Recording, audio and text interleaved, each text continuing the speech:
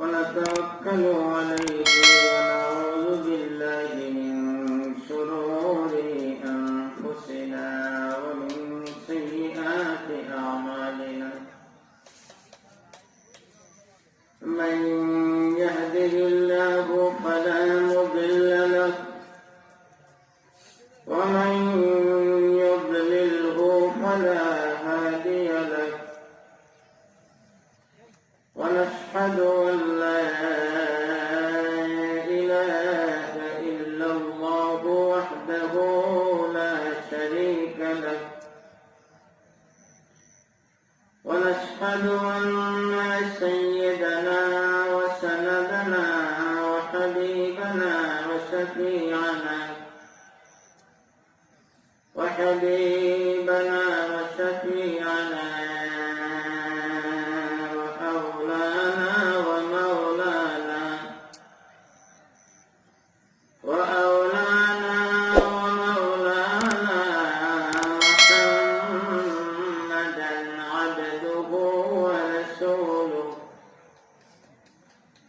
صلى الله عليه وسلم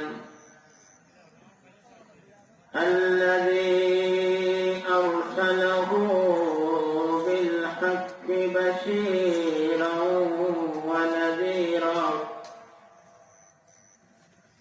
وداعيا إلى الله بإذنه وسراجا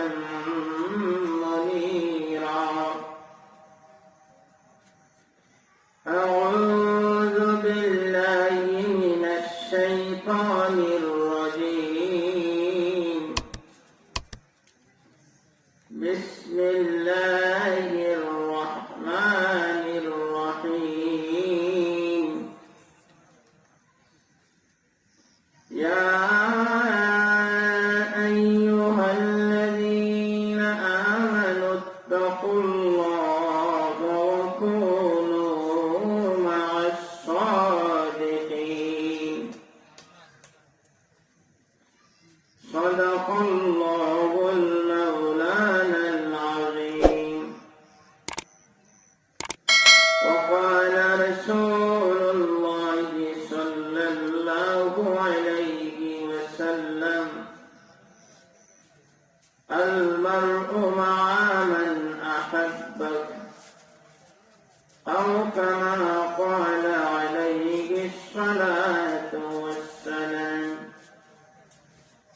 إن رحمة الله قريب من المحسنين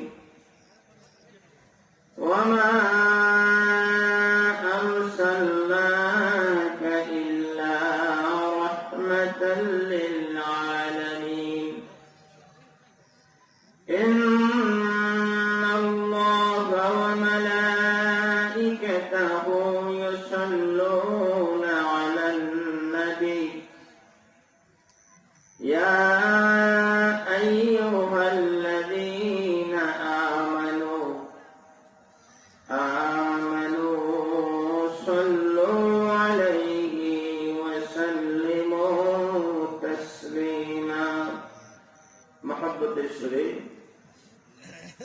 আল্লাহর হাবিবের প্রতি ইশক এবং মহব্বত নিয়ে কায়েম মর্তবা দরুদ ও সালাম পাঠ করি আমরা আল্লাহুম্মা সাল্লি আলা সাইয়্যিদিনা মাওলানা মুহাম্মদ ওয়া আলা আলি সাইয়্যিদিনা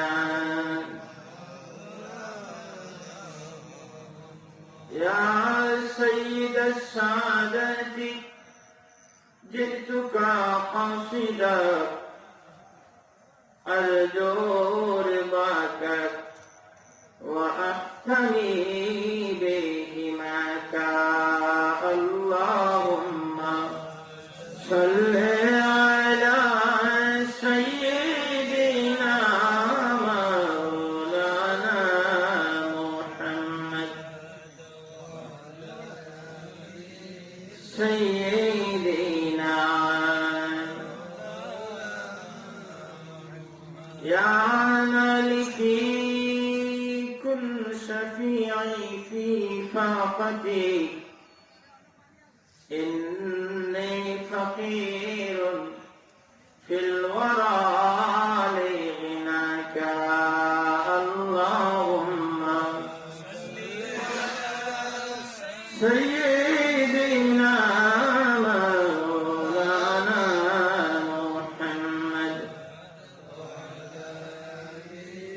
سيدنا عشق يوسف مصرك عشاق میں محمود تھی ومدینہ حب عالم کا خزینہ بن گیا اللہم صلی علی سیدنا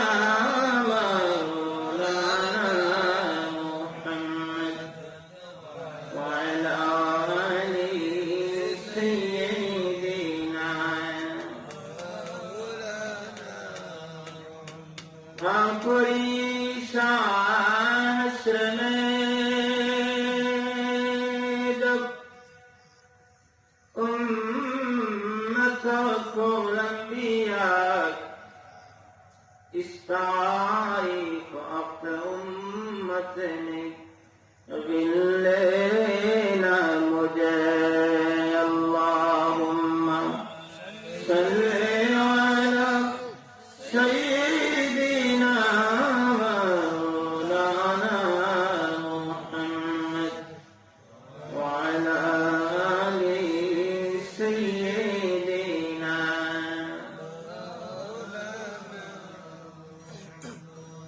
محبته আল্লাহ রাব্বুল আলামিনের জিকির আমরা কয়েক মর্তবা করি লা ইলাহা ইল্লাল্লাহ লা ইলাহা ইল্লাল্লাহ লা ইলাহা ইল্লাল্লাহ লা ইলাহা ইল্লাল্লাহ লা ইলাহা ইল্লাল্লাহ লা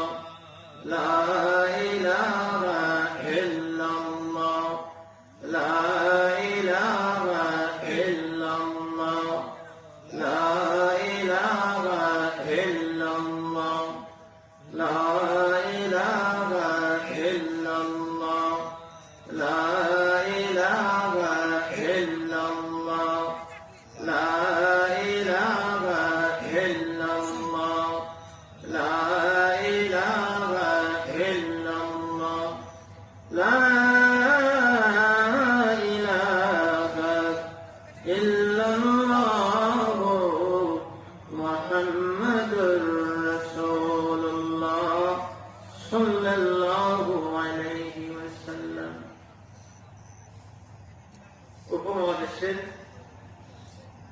প্রখ্যাত ওলিয়ে কামিল হাদিয়ে জামান রাইসুল কুরআ ওয়াল মুফাসসিরিন ওয়াল মুহাদ্দিসিন শামসুল উলামা হযরত আল্লামা ফুলতলি সাহেব কিবলা রাহমাতুল্লাহি তাআলা আলাইহি আজকের এই 12তম ইসালে সোয়াব মাহফিল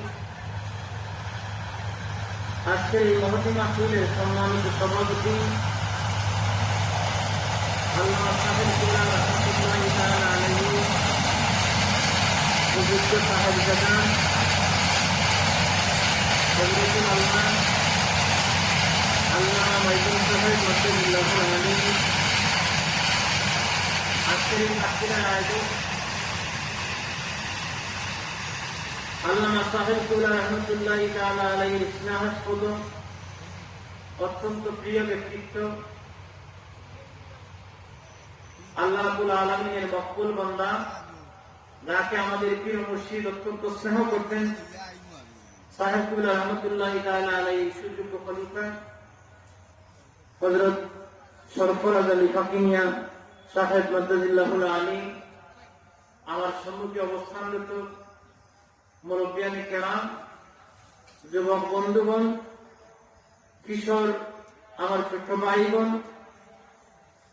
আমাদের মাইকের আওয়াজ যতদূর পর্যন্ত অতিক্রম করে ততদূর পর্যন্ত সম্মানিত সামঈন কেরাম, আল্লাহ জাল্লা শানুহু তাবারাক ওয়া তাআলার অসংখ্য অগণিত শুকরিয়া আদায় করি যে মহান রব্বুল আলামিন আমাদেরকে মানব কুলে সৃষ্টি দিয়ে নবী এবং রাসূলদের সরদার ইমামুল মুরসালিন শফিউল মুজরিদিন আহমদ মুস্তাফা মুহাম্মদ মুস্তাফা সাল্লাল্লাহু আলাইহি ওয়াসাল্লামের উম্মত হিসেবে সৃষ্টি করে আজকের এই জান্নাতি বাগান, এই জান্নাতি পরিবেশে আল্লাহ রাব্বুল আলামিন আমাদেরকে হাজিরা দেওয়ার তৌফিক দিয়েছেন। এজন্য রাব্বুল আলামিনের শুকরিয়া আদায় স্বরূপ সমস্বরে উচ্চ আওয়াজে আমরা একবার আল্লাহ রাব্বুল আলামিনের শুকরিয়া আদায় করে উচ্চ আওয়াজে বলি আলহামদুলিল্লাহ। মাহতারাম হাজিরিন, আল্লাহ রাব্বুল আলামিনের নিয়ামত পেয়ে যখন বান্দা শুকরিয়া আদায় করে, আল্লাহ রাব্বুল আলামিনের কৃতজ্ঞতা জ্ঞাপন করেন, তখন বান্দার প্রতি আল্লাহ রাব্বুল আলামিন তার এই নিয়ামতকে আরো বৃদ্ধি করে দেন, বাড়িয়ে দেন। ইমাম আবু হানিফা রাহমাতুল্লাহি তাআলা আলাইহিকে সওয়াল করা হয়েছিল যে ইমাম সাহেব, একজন বান্দা কিভাবে মুমিন হিসেবে ইন্তেকাল করতে পারে? আবু হানিফা রাহমাতুল্লাহি তাআলা আলাইহি জবাব দিয়েছিলেন যে মুমিন বান্দা যদি তার ঈমানের শুকরিয়া আদায় করে, যে আল্লাহকে ঈমানদার হিসেবে কবুল করে নিয়েছেন, এই বিষয়ে শুকরিয়া যদি আদায় করে, তাহলে আল্লাহ রাব্বুল আলামিন তাকে ঈমানের হালতে মৃত্যু দান করবেন। জোরে বলুন সুবহানাল্লাহ। এজন্য আমাদের পরিচয় হচ্ছে, আমরা হচ্ছি বিশ্ব নবীর উম্মত, আমরা হচ্ছি ঈমানদার, আমরা হচ্ছি মুসলমান। আপনাদের সবার জানা আছে যে আমাদের প্রিয় নবীর উম্মত হওয়ার জন্য নবী এবং রাসূলগণ আল্লাহ দরবারে প্রার্থনা করেছিলেন। মুসা কলিমুল্লাহ আলাইহিস সালাম আল্লাহ দরবারে বলেছিলেন যে আল্লাহ রাব্বুল আলামিন আমাকে শেষ নবীর উম্মত হিসেবে কবুল করে নাও। মুসা আলাইহিস সালামের দোয়া আল্লাহ দরবারে কবুল হয়। মুসা আলাইহিস সালাম এজন্য বলেছিলেন, মুসা আলাইহিস সালাম তার তাওরাত কিতাবে প্রশংসিত উম্মতের পরিচয় দিলেন, যে এত প্রশংসিত উম্মতরা আল্লাহ রাব্বুল আলামিন তাদের তাওরাতে প্রশংসা করলেন যে এই উম্মতগণ ওযু করবে, ওযুর কারণে তাদের চেহারা আলোকিত হবে, এই উম্মতগণের ঈমান হবে মজবুত, এই উম্মতগণ জিহাদের ময়দানে যাবে, মুশরিকদের সাথে জিহাদ করবে, তাদের বীরত্ব প্রকাশ করবে। এই উম্মতগণকে এমন প্রশংসা আল্লাহ রাব্বুল আলামিন করলেন যে এই উম্মতগণ হবে সমস্ত উম্মতের মধ্যে শ্রেষ্ঠ। তখন মুসা আলাইহিস সালাম আল্লাহ রাব্বুল আলামিনের কাছে আরজ করলেন যে রাব্বুল আলামিন, এই যে এত প্রশংসিত উম্মত, এই উম্মতকে আপনি কার জন্য নির্বাচন করেছেন? এই উম্মত কার? কোন নবীর উম্মত? আল্লাহ রাব্বুল আলামিন জবাব দিলেন যে মুসা, এই উম্মতকে আমি আহমদ সাল্লাল্লাহু আলাইহি ওয়াসাল্লামের উম্মত হিসেবে নির্বাচন করেছি। সুবহানাল্লাহ বলুন। অর্থাৎ এই প্রশংসিত উম্মত হচ্ছি আমরা। মুসা আলাইহিস সালাম আল্লাহর কাছে আবার আরজ করলেন যে আল্লাহ ওই সমস্ত উম্মতদেরকে আমাকে দিয়ে দিন, আমার উম্মত হিসেবে কবুল করেন। আল্লাহ রাব্বুল আলামিন জবাব দিলেন, মুসা, আমি ওই সমস্ত উম্মতদেরকে আমার নবী মুহাম্মদ সাল্লাল্লাহু আলাইহি ওয়াসাল্লামের জন্য নির্বাচন করেছি। তখন আল্লাহর খলিল মুসা আলাইহিস সালাম আল্লাহর কাছে আবার আরজ করলেন যে রাব্বুল আলামিন, তাহলে ওই সমস্ত উম্মতের অন্তর্ভুক্ত আমাকে করে দিন। সুবহানাল্লাহ বলুন। তিনি বললেন যে আমাকে যদি ওই উম্মত আমাকে দান না করেন, তাহলে ওই উম্মতের অন্তর্ভুক্ত আমাকে করে নিন, অর্থাৎ বিশ্বনবী মুহাম্মদ রাসূলুল্লাহর উম্মত হিসেবে আমাকে কবুল করেন। আল্লাহ রাব্বুল আলামিন জবাব দিলেন যে মুসা, আমি তোমাকে আমার কালিম এবং কালিমুল্লাহ হিসাবে, আমি তোমাকে আমার কালিম হিসাবে নির্বাচন করেছি, আমি তোমাকে রিসালাতের দায়িত্বের জন্য নির্বাচন করেছি। মুসা আলাইহিস সালাম বললেন, তাহলে আল্লাহ রাব্বুল আলামিন সবর করেন। এইভাবে ঈসা রূহুল্লাহ আলাইহিস সালাম আল্লাহ দরবারে আরজ করেন রাব্বুল আলামিন আমাকে শেষ নবীর উম্মত বানিয়ে দিন।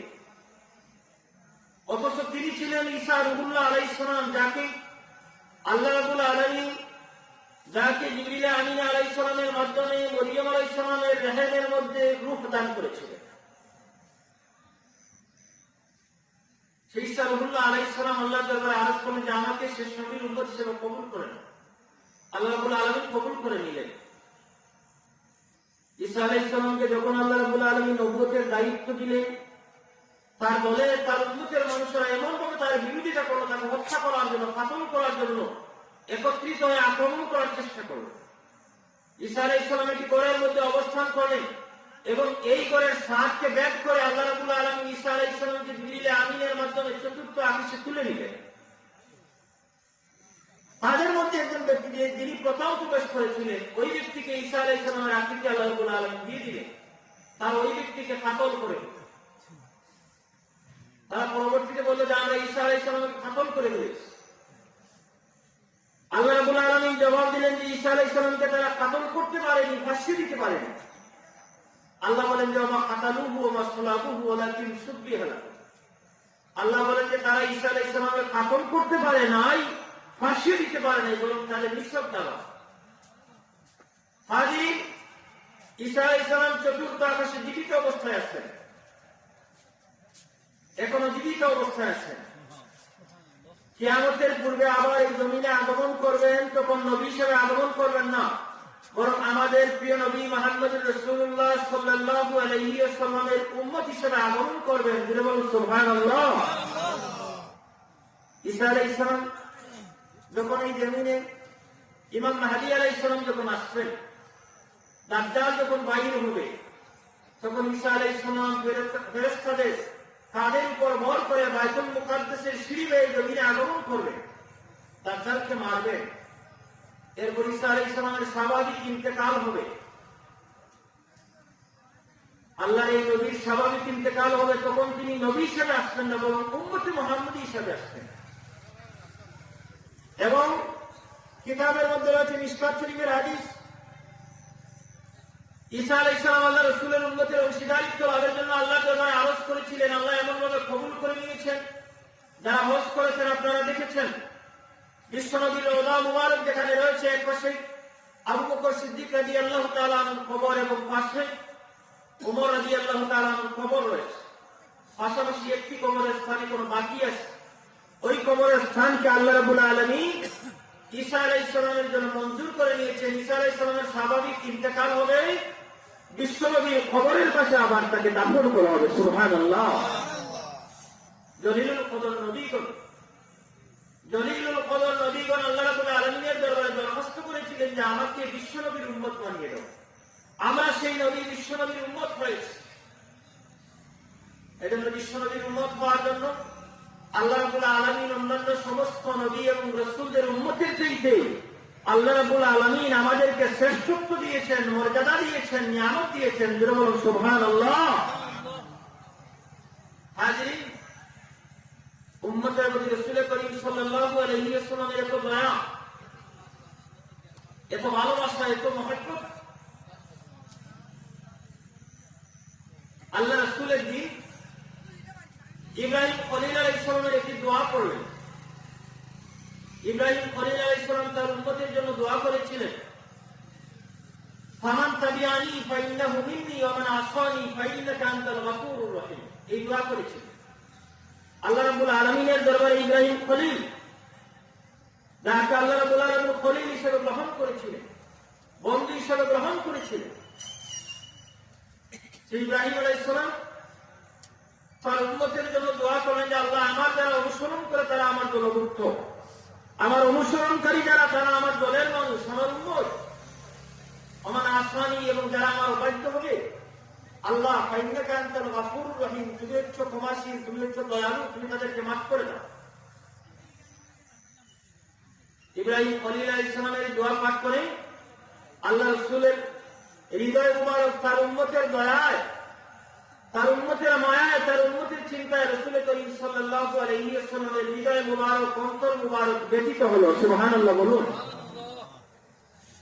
এই দোয়া করে আল্লাহর হাবিব আকাশের দিকে মাথা উত্তোলন করে আল্লাহর দরবারে দুই হাত উত্তোলন করে আল্লাহর দরবারে বলেন যে রাব্বি হাবলি উম্মতি, আল্লাহ আমার উম্মতের কি ফয়সালা হবে? সুবহানাল্লাহ বলুন।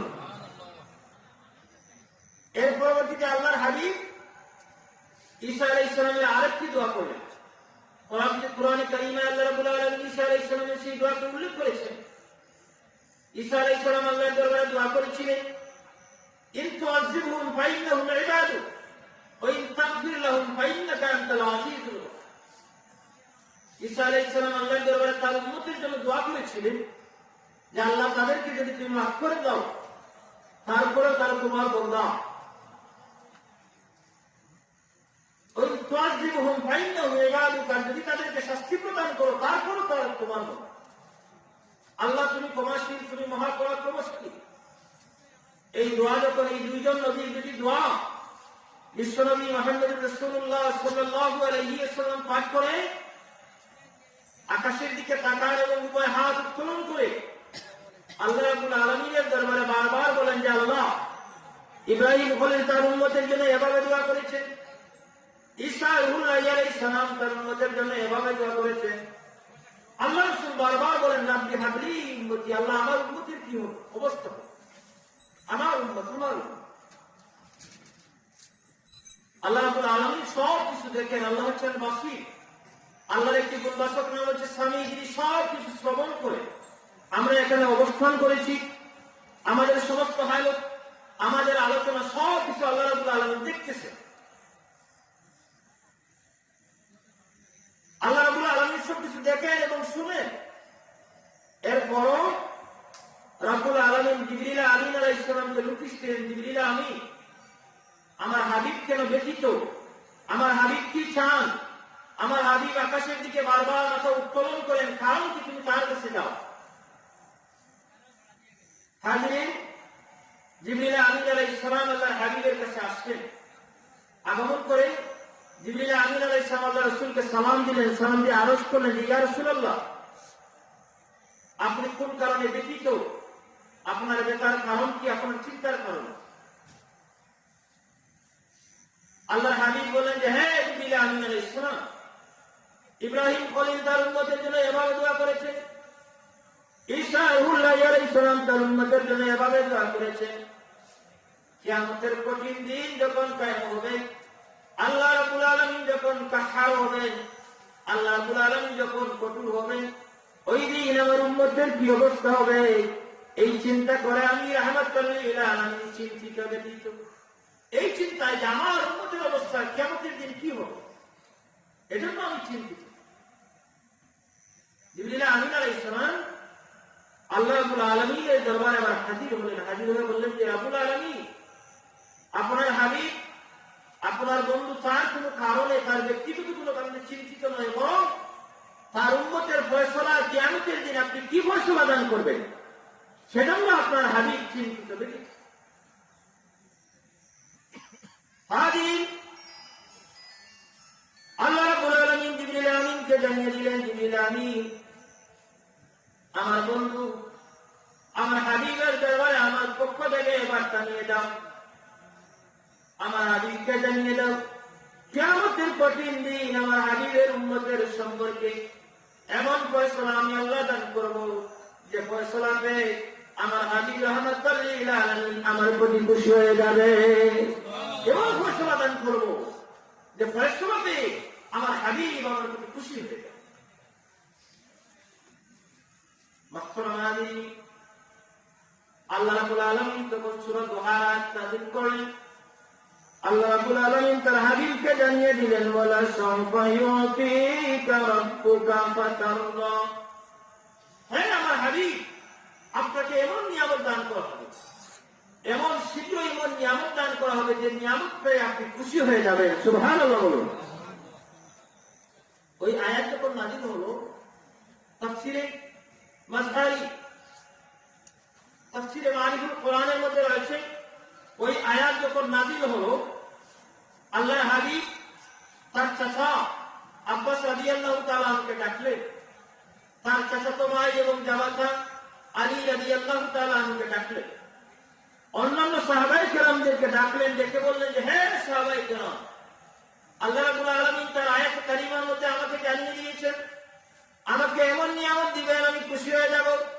ও হ্যাঁ আমার সাহাবায়ে কেরাম, তোমরা জেনে রাখো কিয়ামত যখন কায়েম হয়ে যাবে আমার একজন উম্মত যতক্ষণ পর্যন্ত জাহান্নামে থাকবে ততক্ষণ পর্যন্ত আমি রাহমাতাল লিল আলামিন খুশি হব না। যতক্ষণ পর্যন্ত আমার একজন উম্মত জাহান্নামে থাকবে ততক্ষণ পর্যন্ত আমি খুশি হব না। যেহেতু আমার আল্লাহ বলেছেন আমাকে খুশি করবে, যেহেতু তিনি আমাকে বলেছেন খুশি করবেন, আমি খুশি হব। আমার সব উম্মতদেরকে যখন জাহান্নাম থেকে মুক্তি দেওয়া হবে তখন আমি রব্বুল আলামিনের প্রতি আমি খুশি হয়ে যাব। আল্লাহ রাব্বুল আলামিন আমাকে বলবেন আর আদিতার ইয়া মুহাম্মদ, হে মুহাম্মদ তুমি কি খুশি হয়েছো? আল্লাহ রাব্বুল আলামিন যখন আমার সমস্ত উম্মতদেরকে জাহান্নাম থেকে মুক্তি দিবে তখন আমি আমার রবকে, আমার আল্লাহকে জানিয়ে দিব রাদিতু ইয়া রাব্বি, হে আমার মাওলা, হে আমার রব, আমার সব উম্মতের মুক্তি হয়ে গেছে, আমি রাহমাতাল লিল আলামিন খুশি হয়ে গেছি। জিবরিল আমিন আল্লাহর হাবিবের কাছে আসছে, আগমন করে বললেন যে হে রাহমাতাল লিল আলামিন, হে আল্লাহর হাবিব, আল্লাহ রাব্বুল আলামিন আপনাকে দুটি বিষয়ের নির্বাচনের, দুটি থেকে একটি বিষয় গ্রহণ করার জন্য, নির্বাচন করার জন্য দায়িত্ব দিয়েছে। আল্লাহ রাব্বুল আলামিন আপনাকে দুটি বিষয় থেকে একটিকে নির্বাচনের দায়িত্ব দিয়েছেন। একটি হচ্ছে কিয়ামত পর্যন্ত আপনার যত উম্মত এই জমিনে আসবে আপনার সমস্ত উম্মতকে দুই ভাগ করে, এক ভাগ হবে জান্নাতি আর এক ভাগ হবে জাহান্নামী। এই দুটি প্রস্তাবতে, অর্থাৎ এই প্রস্তাব আপনি গ্রহণ করবেন নতুবা আল্লাহ রাব্বুল আলামিন আপনাকে শাফায়াতের অধিকার দান করবেন। একটি হচ্ছে অর্ধেক উম্মত জান্নাতি হবে, অর্ধেক উম্মত জাহান্নামী হবে, একটি প্রস্তাব। আর দ্বিতীয়টি হচ্ছে যে আল্লাহ রাব্বুল আলামিন আপনাকে শাফায়াতের অধিকার দান করবেন। এই দুটি থেকে একটি নির্বাচন করার দায়িত্ব আপনার। বিশ্বনবী বলেন যে আমি আমার আল্লাহর প্রথম প্রস্তাবটি যদি গ্রহণ করে নেই তাহলে আমার অর্ধেক উম্মত জাহান্নামী হয়ে যাবে। এজন্য আমি আমার আল্লাহ রাব্বুল আলামিনকে, জিবরিল আমিন আলাইহিস সালামের মাধ্যমে আমার আল্লাহ রাব্বুল আলামিনকে জানিয়ে দিলাম যে ফাক্তাতুস শাফাআতা, হে জিবরিল আমিন, আল্লাহ রাব্বুল আলামিনের প্রদত্ত শাফাআতকে আমি গ্রহণ করে নিলাম। কিয়ামতের দিন যেন শাফাআত করে আমার সমস্ত উম্মতদেরকে জান্নাতে নিয়ে যেতে পারি। মুহতারাম হাজিরিন, আল্লাহর হাবিব বলেছেন শাফাআতি লিআহলিল কাবাইর, কিয়ামতের দিন আমার কবিরা গুনাহগারী উম্মতদের জন্য আমার সুপারিশ কার্যকর। আমার উম্মতের মধ্যে কবিরা গুনাহগারী যারা, তাদের ক্ষেত্রে আমি রাহমাতাল লিল আলামিন সুপারিশ করব, আমার সুপারিশ তাদের জন্য কার্যকর। এজন্য আজকে যে মাহফিল সেটি ঈশার সাহেবের মাহফিল। মুহতারাম হাজিরিন, আল্লাহ রাব্বুল আলামিন আমাদেরকে দান করেছেন শ্রেষ্ঠ নবী, যার নবুয়ত এই পৃথিবীর সৃষ্টি থেকে কিয়ামত পর্যন্ত যার নবুয়ত, তিনি হচ্ছেন বিশ্বনবী মুহাম্মদুর রাসূলুল্লাহ সাল্লাল্লাহু আলাইহি ওয়াসাল্লাম। আমাদের মধ্যে কিছু রয়েছেন যারা বলেন যে নবী ইন্তেকাল করেছেন, মাটির সাথে মিশে গেছেন, পচে গেছেন, গলে গেছেন, সব শেষ হয়ে গেছে। যারা বলেন নাউযুবিল্লাহ।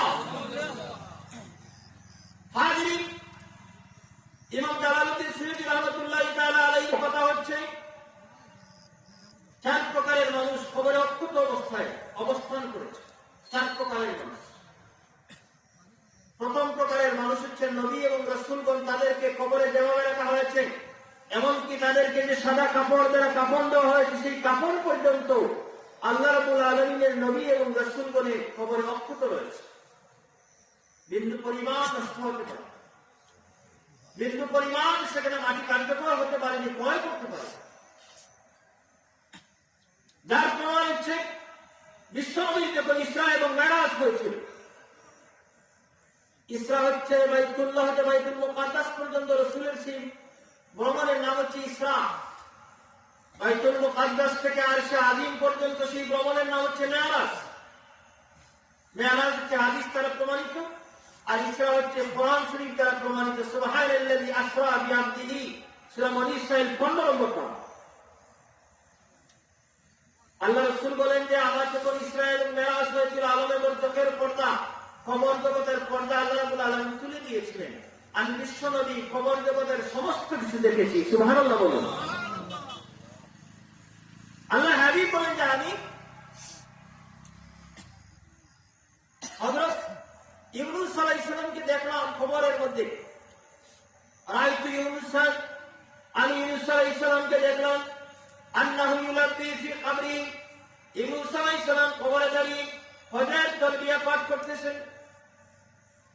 আমি দেখলাম ইউনূস আলাইহিস সালাম কবরে দাঁড়িয়ে হজের জন্য তালবিয়া লব্বাইক আল্লাহুম্মা লব্বাইক লব্বাইক লা শারীকা লাক লব্বাইক কি বলে তালবিয়া পাঠ করতেছেন। আল্লাহ নবী বলেন আমি মূসা আলাইহিস সালামকে দেখলাম, রাআইতু মূসা আন্নাহু কায়িমুন ইউসাল্লি ফি কবরিহি, আমি মূসা আলাইহিস সালামকে দেখলাম কবরে দাঁড়িয়ে দাঁড়িয়ে নামাজ পড়তেছেন। সুবহানাল্লাহ। নবী এবং রাসূলগণ খবরে অক্ষত। আরেকটি হাদিস হচ্ছে 86 নম্বর হাদিস। আল্লাহ রাসূল সাহাবায়ে কেরামদেরকে ডেকে বললেন যে সাহাবায়ে কেরাম, জুমার দিন যখন আসবে তোমরা আমার প্রতি বেশি বেশি করে দুরূদ এবং সালাম পাঠ করো। এই জন্য জুমার দিনে দুরূদ এবং সালাম বেশি পাঠ করা হচ্ছে আবশ্যক। দুরূদ এবং সালাম পাঠের মাধ্যমে বিশ্বনবীর সাথে ভালোবাসার সম্পর্ক স্থাপিত হয়। যারা মহব্বতের আওয়াজে দুরূদ, মহব্বতের আওয়াজ দিয়ে এবং মহব্বতের হৃদয় নিয়ে যারা দুরূদ পড়ে, ফেরেশতার প্রয়োজন হয় না, বরং সরাসরি সেই দুরূদ এবং সালাম রওজায়ে আকদ্দাস থেকে বিশ্বনবী শুনতে পায়। সরাসরি রওজায়ে আকদ্দাস থেকে বিশ্বনবী শুনতে পায়। নাফিল অবস্থায় যারা দুরূদ পড়েন তাদের দুরূদ ফেরেশতারা পৌঁছে দেয়। এই জন্য দুরূদ শরীফ পড়তে আদবের সাথে এবং ভালোবাসার সাথে পড়বে। আল্লাহ রাসূলের সাথে দেখা হয় নাই, কিন্তু এমন ব্যক্তিরাও সশরীরে দেখা হয় নাই, কিন্তু এরপরে অনেক ব্যক্তি আল্লাহ রাসূলকে দেখেছেন। তাদের মধ্যে একজন হচ্ছেন বুখারী এবং মুসলিম শরীফের হাদিস, যা দীর্ঘ ঘটনা রয়েছে।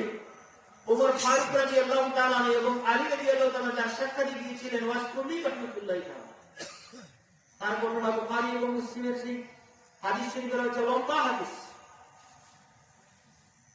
তিনি আল্লাহ রাসূলের হুজরায় গিয়েছিলেন, কিন্তু তার দেখা হয়।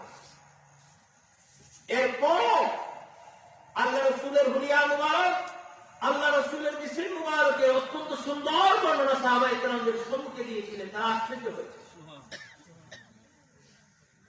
ওমর রাদিয়াল্লাহু তাআলা এবং আলী রাদিয়াল্লাহু তাআলা প্রশ্ন করলেন, ভাই আপনি তো সরাসরি দেখেন নাই, তারপর কিভাবে আমাদেরকে বর্ণনা দিলেন আল্লাহ রাসূলের হুলিয়া সম্পর্কে, আল্লাহ রাসূলের মিসির মুবারক সম্পর্কে? তিনি বললেন যে শুধু চর্মচক্ষু দিয়ে দেখা যায় তা নয়, বরং অন্তরের চক্ষু দিয়ে আর ভালোভাবে দেখা যায়। এজন্য আল্লাহর ওই প্রিয় বান্দা বিশ্বনবীকে অন্তরের চক্ষু দিয়ে দেখেছিলেন। মুহতারাম হাজিরিন, দুরূদ শরীফ হচ্ছে বিশ্বনবীর সাথে ভালোবাসার সম্পর্ক স্থাপনের অন্যতম একটি উপায়, অন্যতম একটি মাধ্যম। আল্লাহ রাসূল সাহাবায়ে কেরামদেরকে বললেন যে সাহাবায়ে কেরামরা জুমার দিন যখন আগমন করবে আমার প্রতি তোমরা বেশি বেশি করে দুরূদ এবং সালাম পাঠ করবে। সাহাবায়ে কেরাম আরজ করলেন, ইয়া রাসূলুল্লাহ, আপনার যখন ইন্তেকাল হয়ে যাবে তখন তো আপনি মাটির সঙ্গে মিশে যাবেন। আপনার ইন্তেকাল হয়ে গেলে আপনি মাটির সঙ্গে মিশে যাবেন, তখন আমাদের দুরূদ এবং সালাম কিভাবে আপনি শুনবেন? বিশ্বনবী মুহাম্মদ রাসূলুল্লাহ জবাব দিয়েছিলেন, হ্যাঁ সাহাবায়ে কেরাম, ইন্নাল্লাহা হারামাল আরদা আন তাকুলা জাসাদাল আমবিয়াই ফানাবিয়ুল্লাহি হাইয়ুন ইউরযাকুন। হ্যাঁ সাহাবায়ে কেরাম, আল্লাহ রাব্বুল আলামিন এই জমিনের মাটিকে হারাম করে দিয়েছেন। এই জমিনের মাটি নবী এবং রাসূলদের লাশ মুবারক, জিসিম মুবারককে ধ্বংস করা, নষ্ট করার জন্য যে ক্ষমতা আল্লাহ তাদেরকে দিয়েছেন, এই ক্ষমতাকে আল্লাহ রাব্বুল আলামিন ধ্বংস করে দিয়েছেন। তাদের কোনো ক্ষমতা সেখানে নেই। এই জমিনের মাটি আম্বিয়া কেরামদের লাশ মুবারক নষ্ট করতে পারে না, বক্ষণ করতে পারে না। আম্বিয়া কেরামগণ আল্লাহ রাব্বুল আলামিনের হুকুম অনুযায়ী, আম্বিয়া কেরামগণ আল্লাহ রাব্বুল আলামিনের হুকুম অনুযায়ী বিশ্বের যে কোনো স্থানে ভ্রমণ করতে পারেন। সুবহানাল্লাহ বলুন। এজন্য ইমাম বুখারী রাহমাতুল্লাহি তাআলা আলাইহি যখন ইন্তেকাল হয়েছিল, আল্লাহ রাসূল ইমাম বুখারী রাহমাতুল্লাহি তাআলা আলাইহিকে স্বাগতম জানিয়ে রিসিভ করার জন্য রাসূল করিম সাল্লাল্লাহু আলাইহি ওয়াসাল্লাম রওদায়ে আকদ্দাস থেকে বুখারার জমিনে আগমন করেছেন। ইমাম জালালউদ্দিন সুয়ুতী রাহমাতুল্লাহি তাআলা আলাইহি বলেছেন, 4 প্রকারের মানুষ খবরে অক্ষত। প্রথম প্রকারের হচ্ছেন নবী এবং রাসূলগণ। দ্বিতীয় প্রকারের মানুষ হচ্ছেন শুহাদায়ে কেরাম, যারা আল্লাহর রাস্তায় শহীদ হয়েছেন। আল্লাহর রাস্তা, আল্লাহর দ্বীনকে কায়েমের জন্য জঙ্গিবাদী করে না, বোমার মাধ্যমে মানুষকে হতাহত করে যারা শহীদ এই মৃত্যুবরণ করেছেন তারা নয়, বরং আল্লাহর দ্বীনকেই জমিনে কায়েমের জন্য যারা শাহাদাত বরণ করেছেন ওই সমস্ত শুহাদায়ে কেরাম খবর শহীদ করে। মুহতারাম হাজিরিন, কিয়ামত যখন কায়েম হয়ে যাবে, এই কিয়ামতের বিশাল প্রান্তরে 2 শ্রেণীর মানুষদের সুগন্ধি প্রকাশ হবে। এক প্রকারের মানুষ হবেন যারা আল্লাহ রাস্তায় জিহাদ করে, আল্লাহ রাস্তায় জিহাদ করে নিজের জিসিমের রক্তকে এই জমিনে দিয়েছেন, নিজের খুনকে এই জমিনে প্রবাহিত করেছেন। আল্লাহর রাস্তায় জিহাদ করে যারা শহীদ হয়েছেন, ওই শহীদগণ যেভাবে শাহাদাত বরণ করেছেন তাদেরকে ওইভাবে কবরস্থ করা হয়েছে। কিয়ামতের দিন যখন তারা উঠবেন, ওইভাবে আবার উঠবেন। ওই সমস্ত শহীদদের জিসিম থেকে, রক্ত মুবারক থেকে কিয়ামতের সমস্ত মানুষ সুগন্ধি লাভ করবে। আরেক প্রকারের মানুষ হচ্ছে এই জমিনে অবস্থান করে যারা ফরজ রোজা রাখেন, ওয়াজিব রোজা রাখেন, যারা নফল রোজা রাখেন, কিয়ামতের দিন ওই সমস্ত মানুষের মুখ থেকে রোজা রাখার কারণে যাদের মুখের মধ্যে গন্ধ হবে, ওই সমস্ত গন্ধগুলা কিয়ামতের দিন আল্লাহ রাব্বুল আলামিনের দরবারে এই রোজাদারদের মুখের গন্ধ আল্লাহর দরবারে মিশকে আম্বরের চেয়ে আরো অধিক সুগন্ধময় হবে। এই 2 প্রকারের মানুষ হচ্ছে কিয়ামতের দিন সুগন্ধি পাবে। আমরা যখন রোজা রাখি, এজন্য রোজাদারদের মুস্তাহাব একটি বিষয় হচ্ছে মুস্তাহাব আসরের নামাজ পড়া, আপনি ব্রাশ করবেন, অর্থাৎ মিসওয়াক করবেন না। এমনিতে ব্রাশ করা হচ্ছে নিষেধ, মাকরুহ। রোজা অবস্থায় পেস্ট দিয়ে ব্রাশ করা হচ্ছে মাকরুহ। এমনকি যদি মুখের মধ্যে এই পেস্টের মিষ্টি অনুভব হয় তাহলে রোজা নষ্ট হয়ে যাওয়ার সম্ভাবনা রয়েছে। যারা মিসওয়াক করেন, আল্লাহ রাসূল বলেছেন আসরের নামাজ পড়ার পর আর যেন রোজাদারগণ মিসওয়াক না করে। এই রোজাদারদের মিসওয়াক না করার কারণে, কিছু না খাওয়ার কারণে রোজাদারদের মুখের মধ্যে যে গন্ধ হবে, কিয়ামতের দিন আল্লাহর দরবারে ওই গন্ধ আল্লাহর দরবারে মিশকে আম্বরের চেয়ে আর অনেক দামি হবে। সুবহানাল্লাহ। জালালউদ্দিন সুয়ুতী বলেন, দ্বিতীয় প্রকারের মানুষ হচ্ছে যারা খবরে অক্ষত, তারা হচ্ছে শুহাদায়ে কেরাম। আল্লাহ রাব্বুল আলামিন বলেন, ওয়ালা তাকুলু লিমান ইউকতালু ফি সাবিলিল্লাহি আমওয়াত বাল আহইয়াউন ওয়ালাকিন লা তাশউরুন। সূরা বাকারা। আল্লাহ রাব্বুল আলামিন বলে দিলেন যে আমার রাস্তায় যারা শহীদ হবে, আমার রাস্তায় যারা ইন্তেকাল হবে, তাদেরকে তোমরা মৃত বলো না, বরং তারা জীবিত। তোমাদের পক্ষে বোঝা সম্ভব। দ্বিতীয় প্রকারের মানুষ হচ্ছেন আউলিয়ায়ে কেরাম। আউলিয়ায়ে কেরাম যারা, আউলিয়ায়ে কেরাম যারা হক্কানি আউলিয়ায়ে কেরাম, বন্ধ নয়, হক্কানি আউলিয়ায়ে কেরাম যারা, আউলিয়ায়ে কেরাম বান্দা ইন্তেকালের পর তাদেরকে যেভাবে রাখা হবে, আল্লাহ বান্দাগণ সেইভাবে কবরে অক্ষত থাকবে। যেমন আমি আপনাদেরকে উদাহরণ দিয়ে বুঝাই, এই মাটি এবং বালু, এই মাটি এবং বালুর মিশ্রণে ইট তৈরি হয়। এই ইটকে আবার আগুন দ্বারা যখন পুরানো হয়, পরিপূর্ণ ইট হয়ে যায়। এই পুরানো ইটকে যদি আপনি 100 বছর মাটির মধ্যে রাখেন, তখন আর মাটি হবে, বরং ইটই থাকবে। এইভাবে আল্লাহর গোলামগণ আল্লাহ রাব্বুল আলামিনের গোলামির মাধ্যমে, আল্লাহ রাব্বুল আলামিনের বন্দেগীর মাধ্যমে, আল্লাহর হুকুম আহকাম পালনের মাধ্যমে, রিয়াজত মেহনতের মাধ্যমে, মেহনত মশক্কতের মাধ্যমে আল্লাহর বান্দাগণ নিজের সত্তাকে আল্লাহ রাব্বুল আলামিনের কাছে বিক্রি করে দিয়ে আল্লাহ যে সমস্ত গোলামগণ আল্লাহ রাব্বুল আলামিনের প্রিয় হয়ে গেছে, ওই সমস্ত আল্লাহর গোলামদের জিসিমের অবস্থা পরিবর্তন হয়ে গেছে। স্বাভাবিক মানুষের জিসিম যেভাবে, আল্লাহর ওই বান্দার জিসিম ওইভাবে নয়, বরং অন্যান্য জিসিমের চাইতে এই জিসিমের মর্যাদা আরো বেশি। এই জিসিম, এই বান্দার যখন ইন্তেকাল হবে, এই পৃথিবীর মাটি এই বান্দার জিসিমকে নষ্ট করতে পারে। আজকের যে মাহফিল হচ্ছে সেটি হচ্ছে আমাদের প্রিয় মুর্শিদ আল্লামা সাহেবুল্লাহ রহমতুল্লাহ তাআলা আলাইহি সাহেবের মাহফিল। আমরা কোরআন এবং হাদিসের আলোকে, কিতাবের আলোকে আমাদের এই মাহফিলে সাহেবুল্লাহ রহমতুল্লাহ তাআলা আলাইহি ফুলজাত এবং তাওয়াজ্জুহ লাভ করতেছি। জোরে বলুন সুবহানাল্লাহ।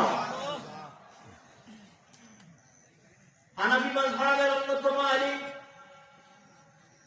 প্রসিদ্ধ আলিম ইবনুল হাজার মালিকি রহমতুল্লাহ তাআলা আলাইহি, তার কিতাব হচ্ছে আল মাদখাল। ইবনুল হাজার মালিকি রহমতুল্লাহ তাআলা আলাইহি তার কিতাব আল মাদখালের মধ্যে লিখেছেন, ইন্না বারাকাতাস সালিহিনা জারিয়াতুন বাদা মামাতিহিম কামা কানা ফি হায়াত। নিশ্চয়ই সালেহীন যারা, আউলিয়ায়ে কেরাম যারা, তাদের রুহি ফুলজাত, রুহি বারাকাত ওই সমস্ত বন্দাগণ জীবিত থাকতে অবস্থায় মানুষ যেভাবে বরকত লাভ করতে পারে, আল্লাহর ওই বন্দাদের ইন্তেকালের পরও পৃথিবীর মানুষরা সমানভাবে বরকত লাভ করতে পারে। সুবহানাল্লাহ। এজন্য আপনাদেরকে বলি, 2015 সালের ইসরায়েল সাহাবের মাহফিলের একটি ঘটনা। 2015 সালের ইসরায়েল সাহাবের মাহফিলের ঘটনা। আল্লাহ যে বান্দা উপকৃত হয়েছিলেন তার নাম হচ্ছে আল কাসরিয়া। তার বাড়ি ছিল হবিগঞ্জের নবীগঞ্জ।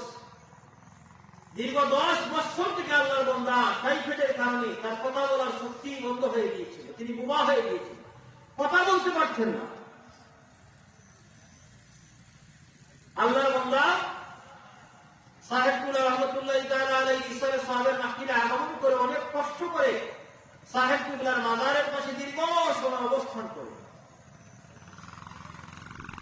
অবস্থান করে তিনি আল্লাহর বান্দার উসিলা নিয়ে আল্লাহর দরবারে ফরিয়াদ করলেন, দীর্ঘ সময় কান্নাকাটি করলেন। আল্লাহর বান্দার উসিলা, আল্লাহর ওলির উসিলা নিয়ে, আল্লাহর ওলির উসিলা নিলেন। দোয়ার শেষ পর্যায়ে আল্লাহ রাব্বুল আলামিন তার ওই ওলির উসিলা, তার মকবুল বান্দার উসিলা, ওই ব্যক্তির কথা বলার শক্তি আল্লাহ রাব্বুল আলামিন দান করলেন। সুবহানাল্লাহ।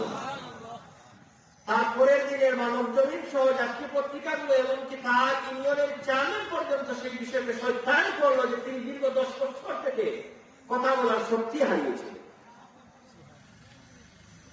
এজন্য মুহতারাম হাজিরিন,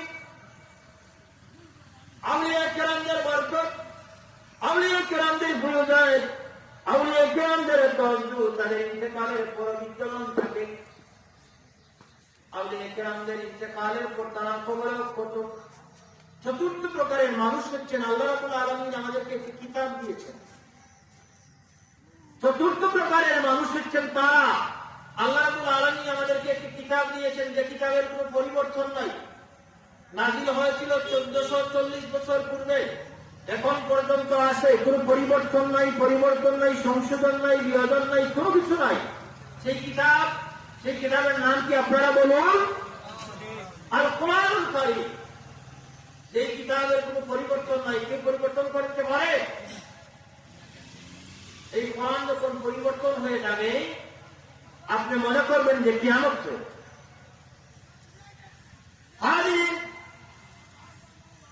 আল্লাহ কালাম কোরআনুল কারীম, আল্লাহ যে সমস্ত বান্দাগণ মুখস্থ করেছেন, আল্লাহ যে সমস্ত বান্দাগণ হিফজ করেছেন, কোরআন শরীফের হুকুম অনুযায়ী আমল করেছেন, কোরআন শরীফের হালালকে হালাল হিসাবে আমল করেছেন, এই কোরআনুল কারীমের হারামকে হারাম হিসাবে আমল করেছেন, এই কোরআনুল কারীম মুখস্থ করে বক্ষের মধ্যে ধারণ করে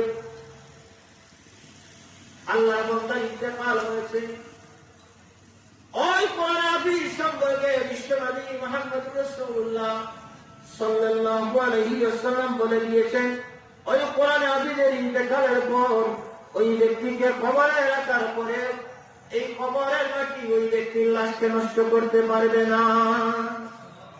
ওই ব্যক্তির লাশ তিনি কোরআন শরীফের হালালকে হালাল হিসেবে আমল করেছেন। আবার রাসূলুল্লাহ সুসংবাদ দিয়েছেন যে এমন ব্যক্তি যিনি কোরআনের হালালকে হালাল জেনেছেন, হারামকে হারাম জেনেছেন, এমন ভাবে আল্লাহর বান্দার ইন্তেকাল হয়েছে কিয়ামতের দিন ওই কোরআনে হাফিজ তার পরিবারের 10 জন মানুষকে, এমন 10 জন মানুষ যাদের প্রতি জাহান্নাম নির্ধারিত ছিল, ওই 10 জন মানুষকে সুপারিশ করে ওই হাফিজ সাহেব জান্নাতে নিয়ে যেতে পারবে। সুবহানাল্লাহ। এজন্য আপনাদের যাদের 2 জন সন্তান রয়েছে, একজনকে কোরআনে হাফিজ বানাবে, এই সন্তান আপনাকে সুপারিশ করবে। যার 3 জন রয়েছে, একজনকে কোরআনে হাফিজ বানাবেন, আলিম বানাবে। যার 5 জন রয়েছে, 2 জনকে বানাবে। আবু হুরায়রা রাদিয়াল্লাহু তাআলা আনহু থেকে হাদিস, আল্লাহ রাসূলের কবরের পাশ দিয়ে গেলেন, দেখলেন যে এই কবরের মুর্দাকে কষ্ট দেওয়া হচ্ছে, ভীষণ কষ্ট।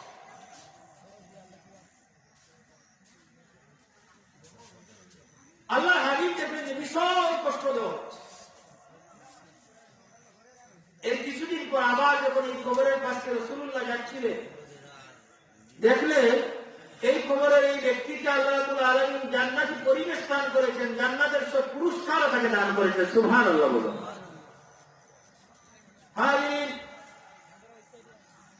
আল্লাহ হাবিব আল্লাহ রাব্বুল আলামিনের দরবারে আরজ করলেন, রাব্বুল আলামিন রহস্য বুঝতে পারলাম না, কিছুদিন পূর্বে দেখলাম এই কবরের মধ্যে শাস্তি দেওয়া হচ্ছে, আজকে দেখি তার কবর জান্নাতের বাগান, তার কবরকে প্রশস্ত করে দিয়েছেন, বড় করে দিয়েছেন, এমনকি আমল তার রয়েছে।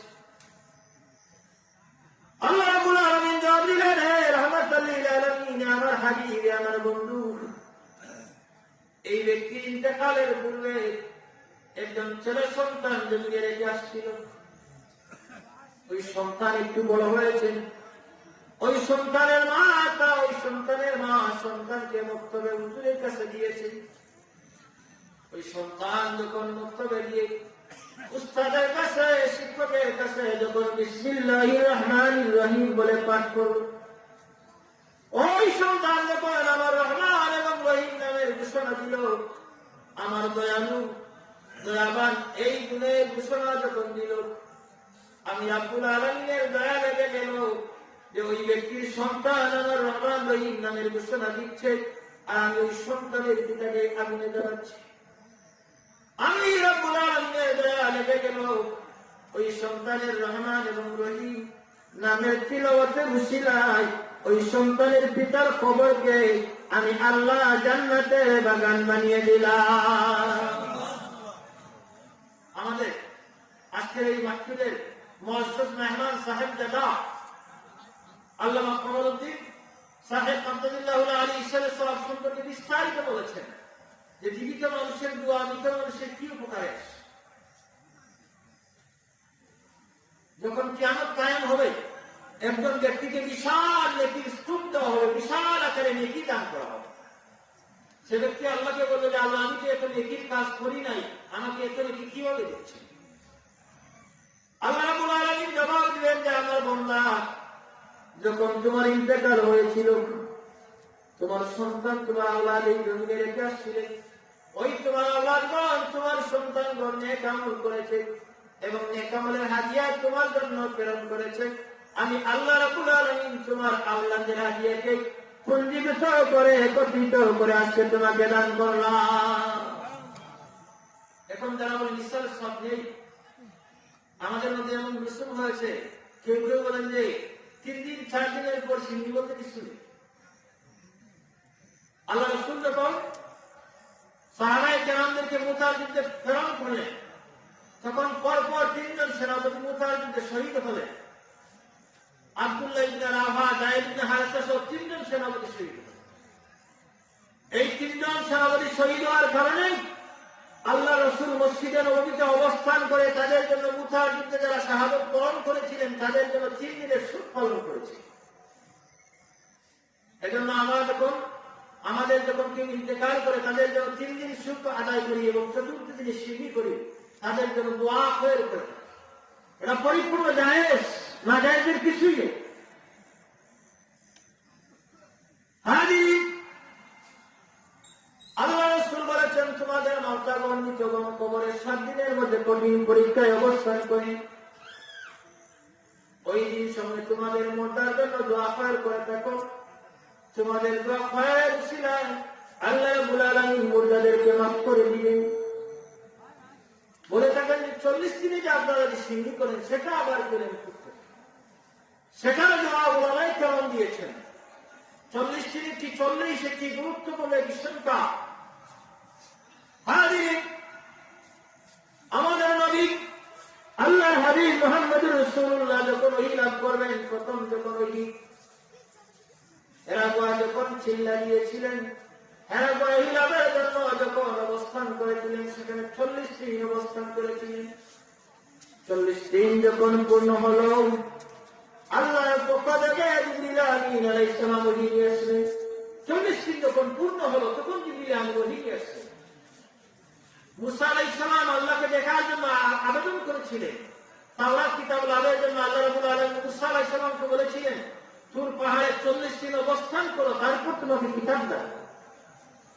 এজন্য উলামায়ে কেরামগণ এই 40 সংখ্যা থেকে আমাদের দোয়া করার জন্য 40 সংখ্যাকে নির্বাচন করেছেন। এটা হচ্ছে দলিল।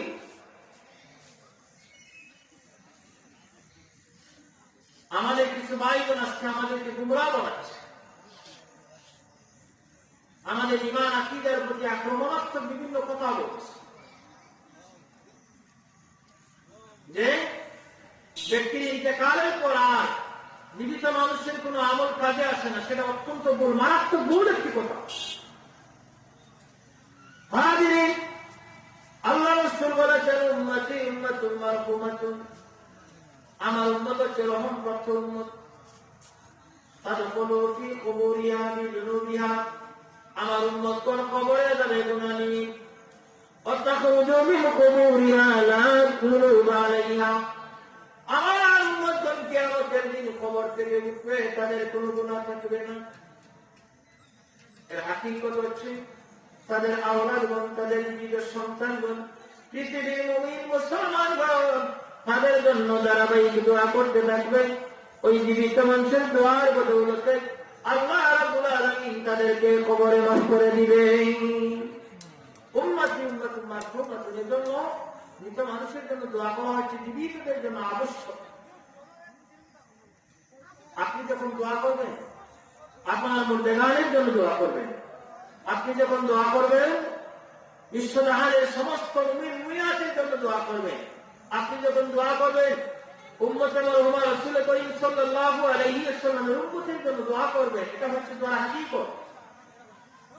আল্লাহ রাব্বুল আলামিন আমাদেরকে শিখিয়ে দিয়েছেন রব্বানা ইগফির লানা ওয়া লিইখওয়ানিনা আল্লাযীনা সাবাকুনা বিল ঈমান ওয়া লা তাজআল ফী কুলুবিনা গিল্লান লিল্লাযীনা আমানু রব্বানা ইন্নাকা রাউফুর রাহিম।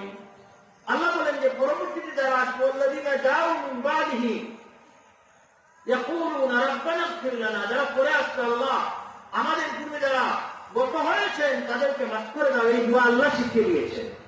এজন্য আমরা যারা আছি, যারা অতিবাহিত হয়েছেন তাদের জন্য দোয়া। মাহতারাম হাজিরিন, এই মজলিস হচ্ছে ভালোবাসার একটি মজলিস, আউলিয়া কেরামদের সাথে নিসবতের একটি মজলিস। আল্লাহ রাব্বুল আলামিন বলেন যে হে ঈমানদারগণ, তোমরা আমাকে ভয় করো এবং সত্যবাদীদের সঙ্গী হও। সত্যবাদীদের সঙ্গী, সত্যবাদীদের সঙ্গী হওয়ার, আল্লাহওয়ালাদের সঙ্গী হয়, ভালো মানুষের সঙ্গ লাভ করার ফজিলত। যে শাহজালাল সাহেব যখন ইয়ামান থেকে রওনা হয়েছে, শাহজালাল সাহেব শুধুমাত্র তার মামা সৈয়দ আহমদ কবিরের অনুমতিক্রমে এখানে আনা হয়েছিল। প্রতিমধ্যে 360 জন অনুসারী তার সঙ্গী হয়েছিল। শাহজালাল সাহেব রহমতুল্লাহি তাআলা আলাইহি সঙ্গলাভের জন্য শাহজালাল সাহেব ছিল আল্লাহ রাব্বুল আলামিন 360 জনকে আল্লাহ ওলি হিসেবে কবুল করলেন। জোরে বলুন সুবহানাল্লাহ। এর মধ্যে একজন হচ্ছেন যে শাহজালাল সাহেবের পাশেই যার কবরস্থান, শাহজাদা আলী ইয়ামানী রাহমাতুল্লাহি তাআলা, আমি একটি কথা বলতে চাই এজন্য যে এই সুহবতে মানুষ সঙ্গলাভের কারণে মানুষ কি উপকৃত হয়। শেখ সাদি বলেছেন সুহবতে সালেহ কোরা সালেহ কোরা, সুহবতে সালেহ কোরা সালেহ কোরা, অর্থাৎ সৎ সঙ্গে মানুষ সৎ হয়। শাহজালাল সাহেব যখন ইয়ামন থেকে রওনা হবেন তখন ইয়ামেনের বাদশা তাকে পরীক্ষা করবে। শাহজালাল সাহেবকে পরীক্ষা করার জন্য 20 মিশ্রিত এক গ্লাস শরবত তাকে দিয়ে বলল যে শাহজালাল সাহেব আপনি এই গ্লাস এই শরবত পান করুন। 20 মিশ্রিত শরবত। শাহজালাল রহমতুল্লাহি তাআলা আলাইহি তার অন্তরের চক্ষু দ্বারা আকাশের অন্তরে দেখলেন যে সেখানে বিষ আছে। তদুপরি তিনি বিসমিল্লাহির রহমানির রহিম বলে পান করেন। এই বিষ পান করার সঙ্গে সঙ্গে শাহজালাল রহমতুল্লাহি তাআলা আলাইহির জিসিমের মধ্যে শরীরের মধ্যে কোনো ক্ষতি হল না। দেখা গেল যে এই বিষের ক্রিয়া বাদশার মধ্যে যন্ত্রণা শুরু হয়ে গেল এবং কিছুক্ষণের মধ্যে বাদশাহ ছটফট করে বাদশাহ ইন্তেকাল হয়ে গেল। সুবহানাল্লাহ। বাদশাহ যখন ইন্তেকাল হলো, এই বাদশার ছেলে হলেন শাহজাদা আলী ইয়ামানী রাহমাতুল্লাহি তাআলা। তার বয়স ছিল 14 অথবা 15 বছর। তিনি দেখলেন যে আমার বাবা বিষ মিশ্রিত শরবত শাহজালালকে খাওয়ালেন, আর বিষের ক্রিয়া হলো আমার বাবার প্রতি। তিনি তো সাধারণ কোনো মানুষ না। ওই আলী ইয়ামানী চিন্তা করলেন তাহলে আমার বাবার রাজপ্রাসাদ সহ সব কিছু ছেড়ে দিয়ে এই ব্যক্তির সঙ্গী আমি সঙ্গ লাভের জন্য আমি একেবারে নিয়োগ করে দিলাম। শাহজাদা আলী ইয়ামানী রহমতুল্লাহি তাআলা আলাইহি বললেন, শাহজালাল সাহেব আমি আর এই রাজপ্রাসাদে থাকবো না, এখন থেকে আমি আপনার সঙ্গে। শাহজাদা আলী ইয়ামানীকে শাহজালাল রহমতুল্লাহি তাআলা আলাইহি বললেন যে আমি হচ্ছি দ্বীনের ফকির, আমি যেখানে অবস্থান করবো দুলো বালির মধ্যে অবস্থান করব, তুমি এই রাজপ্রাসাদে অবস্থান করো, তুমি এখানেই থাকো। এইভাবে বারবার তাকে বারণ করলেন। বারণ করার পর তুমি কাজ হলো না। অনেক দূরে চলে আসার পর দেখলেন পিছন থেকে ওই শাহজাদা আলী ইয়ামানী বললেন যে আমাকে আপনার সঙ্গে নিয়ে। এইভাবে আলী ইয়ামানী রহমতুল্লাহি তাআলা আলাইহি রাজপ্রাসাদ সব কিছু ছেড়ে শাহজালাল রহমতুল্লাহি তাআলা আলাইহির সঙ্গে। মুহতারাম হাজিরিন, এই আলী ইয়ামানীর অবস্থা এমন হল যে শাহজালাল রহমতুল্লাহি তাআলা আলাইহি সংলাপের কারণে আল্লাহর মকবুল বান্দার সঙ্গী হওয়ার কারণে আল্লাহর বান্দা একজন কামিল ওলি আল্লাহ হয়ে গেলেন। জোরে বলুন সুবহানাল্লাহ। আল্লাহ ওয়ালাদের সঙ্গ লাভের জন্য আরেকটি প্রমাণ হচ্ছে সূরা কাফে। সূরা কাফে আল্লাহ রাব্বুল আলামিন বলেছেন যে প্রাচীন যুগে 7 জন মানুষ মূর্তি পূজারী বাদশার প্রতিবাদ করে তারা সেখান থেকে বাইর হয়েছিলেন। তাদের সঙ্গ লাভ করেছিল একটি কুকুর। এই কুকুরকে তারা বারবার তাড়িয়ে দিতেন, কিন্তু আবার কুকুরটি আসে। এরপর যখন তারা একটি গুহার মধ্যে আশ্রয় নিলেন, এক ডুবে তাদের 309 বছর হয়ে গেল। এই কুকুরটি গুহার সম্মুখে অবস্থান করত। 309 বছর পর যখন তারা ঘুম থেকে জাগ্রত হলেন, কেউ বললেন যে আমরা সামান্য সময় ঘুমিয়েছি, কেউ বললেন 1 ঘন্টা ঘুমিয়েছি, কেউ বললেন আমরা 1 দিন ঘুমিয়েছি। আল্লাহ রাব্বুল আলামিন এমন অবস্থা করে দিলেন যে সূর্য আলো তাদের প্রতি পড়তো না। সূর্যকে আল্লাহ রাব্বুল আলামিন বলে দিলেন যে তুমি তাদের প্রতি এমন ভাবে আলো দান করবে যেন তাদের কষ্ট না হয়। 1000 তারা 309 বছর ঘুমিয়েছে, কুকুরকে তাদের সাথে ঘুমিয়েছে। 309 বছর পর যখন তাদের ঘুম ভাঙলো, যখন তারা তাদের কাছে যে মুদ্রা ছিল ওই মুদ্রাটি যখন বাজারে গেলেন কিছু খাদ্য ক্রয় করতে, মানুষ থেকে আশ্চর্য, এই মুদ্রা তো 300 বছর পূর্বের মুদ্রা। তখন প্রমাণ হয়ে গেল যে তারা 309 বছর ঘুমিয়েছে। মুহতারাম হাজিরিন, কথা হচ্ছে এই যে আল্লাহওয়ালা 7 জন ব্যক্তির সঙ্গে একটি অবলা পানি একটি কুকুর সঙ্গে লাভের কারণে আল্লাহ রাব্বুল আলামিন এই কুকুরের প্রশংসা আল্লাহ কালাম কোরআন মাজিদে আল্লাহ তার ভাষায় করেছেন। এই কুকুর যে তার সম্মুখের উপরে 2 পাকে এই গোত্রের সম্মুখে পাহারাদারিত্বের দায়িত্বে নিয়োজিত ছিল, আল্লাহ রাব্বুল আলামিন তার কালামের ভাষায় বলেছেন ওয়াকালবুহুম বাসিতুন বিরাইহি বিল ওয়াসি। আল্লাহ বলেছেন এই কুকুর তার দায়িত্ব পালন করে গর্তের সম্মুখে এমন ভাবে আদবের সঙ্গে অবস্থান করেছিল যেন এই আল্লাহওয়ালা 7 জন মানুষকে পাহারা দিচ্ছে। আল্লাহওয়ালা ব্যক্তিদের একটি কুকুর যদি সঙ্গ লাভ করার কারণে উপকৃত হতে পারে, আল্লাহর কালামের দ্বারা তার প্রশংসা করতে পারেন, এমনকি এই কুকুরের আকৃতি পরিবর্তন করে আল্লাহ রাব্বুল আলামিন কিয়ামতের দিন ওই কুকুরের আকৃতি পরিবর্তন করে তাকে জান্নাতে দিবে। এজন্য যে আল্লাহওয়ালাদের সঙ্গী হয়েছে। আমার প্রিয় মুর্শিদ আল্লামা সাহেব কুবরা রহমতুল্লাহি তাআলা আলাইহি সঙ্গী লাভ করেছিলেন বিশেষ সঙ্গী যারা, অর্থাৎ যারা তরিকতের বিভিন্ন সবক আসবাতের মধ্যে যারা ছিলেন তারা আজকের যুগের অন্যতম আউলিয়া কেরাম হিসেবে পরিগণিত হচ্ছে। আমি আমার নিজের চোখে দেখেছি। যাক, আমি যখন ছাত্র ছিলাম তখন আজকে যারা দাঁড় উঠে এখানে মাহফিল হচ্ছে, আল্লাহ সাহেব বাড়িতে যেতেন, সাহেব কুবরা রহমতুল্লাহি তাআলা আলাইহি নির্দেশ মতো সুগুল আসকাল আদায় করতেন। প্রত্যেক মাসের খানকায় যেতেন, তরিকতের তালিম গ্রহণ করতেন, চিল্লায় যেতেন। এগুলো আমি নিজে দেখেছি। আউলিয়া কেরামদের চিনার পরিচয় হচ্ছে যে তাদের চেহারা দিতে আব্দুল্লাহ ইবনে আব্বাস আল্লাহ রাসূলকে প্রশ্ন করেছিলেন, ইয়া রাসূলুল্লাহ, ওলি আল্লাহ কারা? আল্লাহ রাসূল বলেছিলেন, যাদেরকে দেখলে আল্লাহর কথা মনে হবে তারাই হচ্ছেন ওলি আল্লাহ। যাদের চেহারা দিকে তাকালে আল্লাহর কথা স্মরণ হবে, ইযা রুউ যিকিরাল্লাহু আযজা ওয়া জাল্লা, যাদেরকে দেখলে আল্লাহর কথা মনে হবে তারাই হচ্ছেন ওলি আল্লাহ। আউলিয়া কেরাম যে হবেন যে তার হাত আরো কি অতিরিক্ত থাকবে তা নয়, বরং তিনি সুন্নতের পাবন্দী হবেন, ওয়াজিব কাজ আদায় করবেন, ফরজ কাজ আদায় করবেন, আল্লাহ রাব্বুল আলামিনের বান্দাদেরকে জিকির আসকারের তালিম দিবেন, তারাই হচ্ছেন ওলি আল্লাহ। সুন্নত অনুযায়ী যারা জিকির আসকারের তালিম দেন, তারবিয়ত দেন, মুহতারাম হাজিরিন,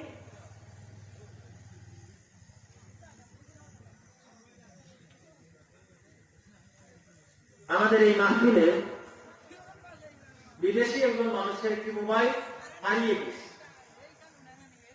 যদি কেউ পেয়ে থাকেন তাহলে মোবাইলটি দিয়ে দিবেন। সাল্লাল্লাহু আলা মুহাম্মাদ সাল্লাল্লাহু